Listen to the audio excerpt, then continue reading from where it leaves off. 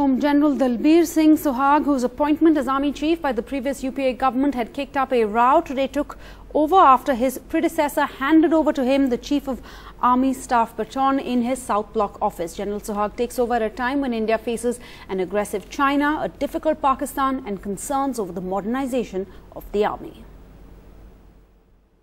In the capital, as India's 26th Chief of Army Staff took charge of a 1.3 million strong army, his native village in Jhajjar erupted with joy. For a village that has an army man in almost every home, it is indeed a proud moment to have a son of a foot soldier now rise to the highest ranks of the Indian Army.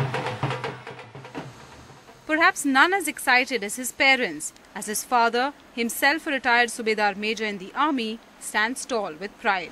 क्योंकि मेरे grandfather हमारी जो पीढ़ी दर पीढ़ी जो army में यानी कि उनकी चॉइस थी कि हम आर्मी में जाएं और देश की सेवा करें, तो इसलिए आर्मी में जाने की हमारी ख्वाहिश थी कि मैं भी आर्मी में था, मेरे दादा परदादा भी आर्मी में थे.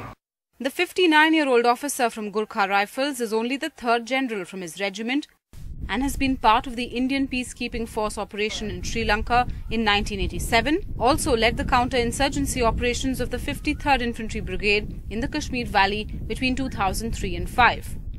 He was the Eastern Army commander before his promotion as Vice Chief of Staff in December last year.